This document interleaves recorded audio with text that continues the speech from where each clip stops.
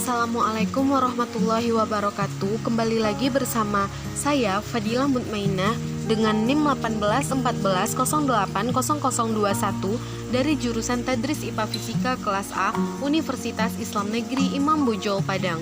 Pada mata kuliah biofisika ini, saya akan membahas tentang membran. Ada banyak hal yang akan kita kupas dari pembahasan tentang membran ini, yang mana pembahasannya adalah sebagai berikut.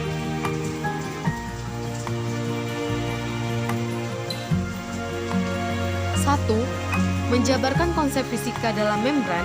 Dua, menjabarkan konsep transport membran, difusi, dan osmosis.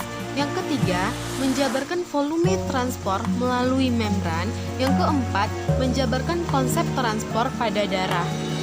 Empat pembahasan ini akan dibahas secara rinci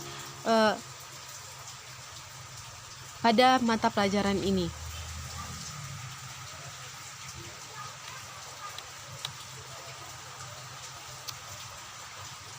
Pada poin pertama itu, yaitu tentang konsep fisika dalam membran, kita akan membahasnya, yaitu sel hidup merupakan struktur yang sangat rumit.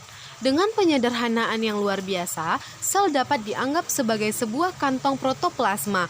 Kantongnya adalah membran sel. Setiap sel yang hidup harus selalu memasukkan materi yang diperlukan dan membuang sisa metabolismenya untuk mempertahankan konsentrasi ion di dalam sitoplasma. Dan sel juga memasukkan dan mengeluarkan ion tertentu.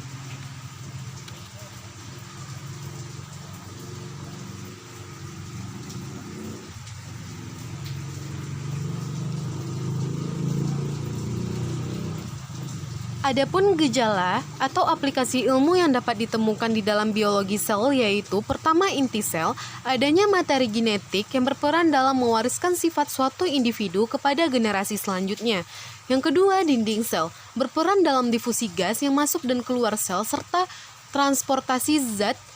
Dan dinding sel menerapkan aplikasi fisika, yaitu tekanan yang terkait dengan fungsi membantu sel mengalami tekanan untuk mempertahankan tekanan sel. Yang ketiga, sitoplasma, cairan yang terdapat di dalam sel, dan di dalam sitoplasma terdapat banyak organel sel seperti retikulum endoplasma, mitokondria, ribosom, dan lain-lainnya. Kedua, konsep transport, membran, difusi, dan osmosis. Pada membran, mekanisme transport pada membran ini yaitu proses keluar masuknya molekul melewati membran sel. Berbagai macam molekul seperti glukosa, oksigen, karbon dioksida senantiasa harus melewati membran sel untuk keluar masuk sel dalam proses metabolisme. Sel akan melakukan transport molekul yang dilakukan oleh membran sel yang bersifat selektif permeable.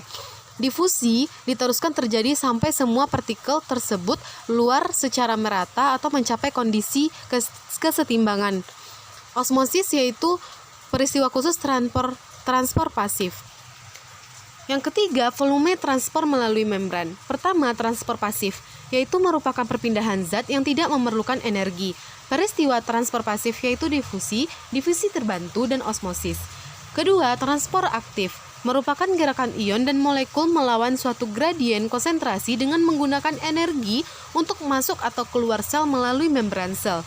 Adapun peristiwanya yaitu adanya pompa ion, kontraspor, endositosis. Yang keempat, eksositosis. Yang keempat, konsep transfer pada darah. Fungsi darah pada manusia sangat memiliki fungsi penting bagi kehidupan manusia. Di antaranya yaitu oksigen dari paru-paru ke seluruh tubuh jaringan, yaitu CO2 dari seluruh jaringan tubuh ke paru-paru dalam bentuk HCO3 atau bikarbonat, dan sari-sari makanan dari usus ke seluruh jaringan. Terus sisa metabolisme dan seluruh jaringan tubuh ke alat pengeluaran ekskresi. Yang selanjutnya yaitu hormon dari kelenjar endokrin dan mengatur keseimbangan asam dan basa dalam tubuh, serta alat pertahanan tubuh dari infeksi kuman, dan mengatur stabilitas suhu tubuh. Sel-sel darah pada manusia terdapat 3 jenis. Yang pertama, sel darah merah. Ciri sel darah merah ini bentuknya bikonkav, yaitu dan berwarna merah serta tidak mempunyai inti. Warna merah Eritrosit ini disebabkan oleh adanya pigmen yang disebut hemoglobin. Fungsi eritrosit untuk mengangkut O2 dan CO2 serta menjaga kesetimbangan pH darah.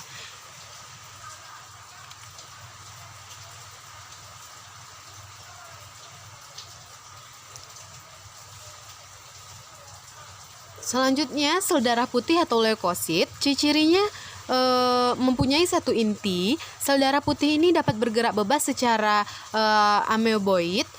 Terus pada setiap 1 mm kubik darah mengandung 5.000 sampai 9.000 sel leukosit.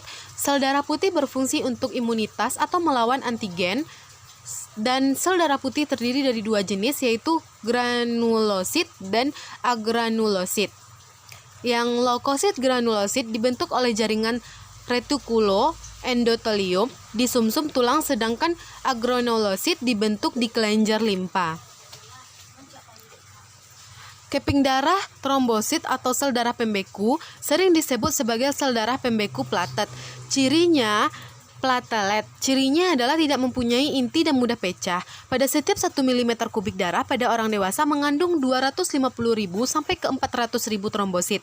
Trombosit dibuat oleh sel megakariosit di dalam sumsum tulang, dan trombosit berfungsi untuk proses pembekuan darah.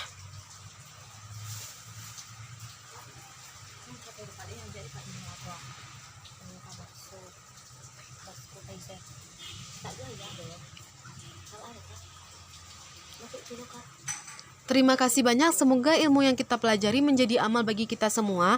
Akhir kata, billahi taufik wal hidayah. Assalamualaikum warahmatullahi wabarakatuh.